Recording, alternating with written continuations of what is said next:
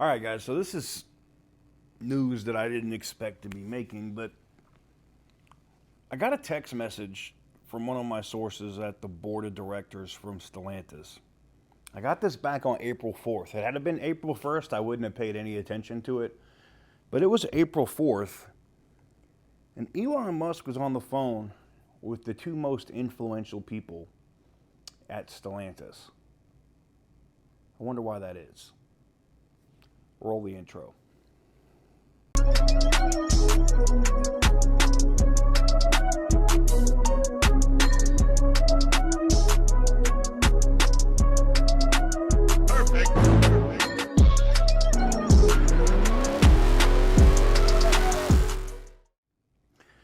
So welcome on back to TK's Garage. I'm going to put this here on the screen because it's not really disclosing anything, and they messaged me from a personal phone, so Stellantis won't be able to track this down by looking at the timestamp, so save your comments.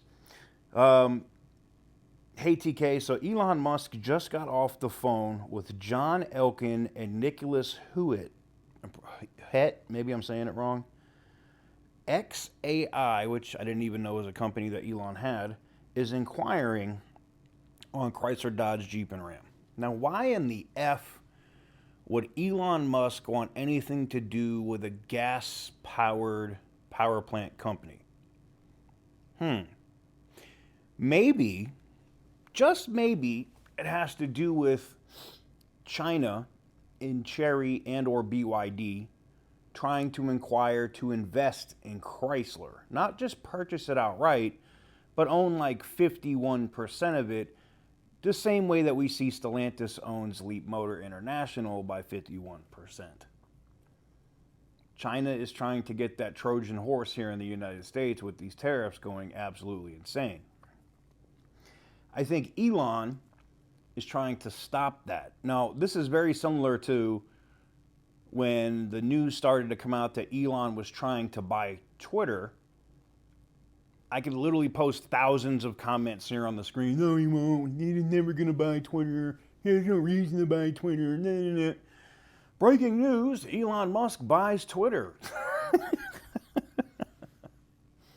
So you can get in my comments and say Elon wants nothing to do with Chrysler, Dodge, Jeep, and Ram all you want. I now know from all three, because first this was, hey, they're on the phone right now. I had no idea who the hell Nicholas was. Nicholas is on the Peugeot side of that Stellantis merger, representing the Peugeot family. John Elkann represents the Fiat side, Ferrari, etc. Very interesting, because Stellantis is in a lot of trouble financially right now, money-wise. Now, I know you're going to say, well, they made a profit last year, TK. They're not going to be in trouble. They made a whole profit last. I don't care if they made a profit. There's going to come a time in short order that they don't. With the first quarter earnings showing they lost another 20% in the first quarter, they are sliding towards bankruptcy fast. Faster than I think companies were sliding towards bankruptcy in 2008. Part of it is the European culture trying to run an American company. That shit doesn't work.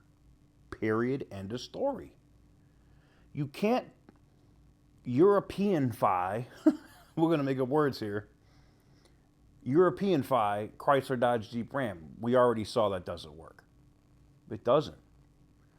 Can't electrify it. That doesn't work either. You're losing. Your customers are going to Ford. They're going to General Motors. They're going to friggin' Toyota. So I think this phone call happened with Elon Musk and the two big principals at Stellantis because there might be a sale in the future. Now, we know this is another thing that makes me laugh. I saw this breaking news this morning that the public information officer or somebody from Stellantis came out and said they are dedicated to Maserati. Yeah, I know. This is like the fifth time you said that shit. And you also said that BYD and Chinese companies weren't trying to buy Chrysler and weren't trying to buy Maserati and brands in the past, only for your CEO less than 30 days later at the French auto show to say, yes, Chinese companies are trying to buy brands. So because we're putting the news out there again, and you're getting pressure because I've talked to a couple of Congress people who are a little pissed off about this, and I'm sure people in Congress and the Senate are probably making phone calls to Stellantis, and maybe even people in the president's orbit have talked to John Elkann and said, hey, are you guys trying to sell this stuff to China right now? That now they're coming out to be like, oh, we're dedicated to the brands. You're so dedicated that you hired a consulting firm to figure out how much you'd be able to make, what is the best path forward for Maserati and Alfa Romeo. Stop it. Just stop. Stop lying. Anything Stellantis says publicly is a goddamn lie. And we've already proven that time after time after time again. We're never going to bring the Hemi back. I start dropping videos. Hey, they're building Hemis. Hemis are coming here. No, we're not doing it. Oh, Hemi's no longer a bad word. Oh, we're not saying Hemis are... Oh, shit, Hemis are being built in Mexico, and now they're coming here to Dundee and Kokomo to be stored because, oh, yeah, we're bringing the Hemi back for everything. You cannot believe a word that this company says, and that's a problem. They have a very serious trust problem with their base right now. This news doesn't surprise me in the least. Elon is literally he's getting his ass kicked in China right now. Tesla sales are down in China. They're not going to get better. They've already stolen IP and tech from Elon, and they're using that stuff at BYD, Chery, and probably everywhere else, okay?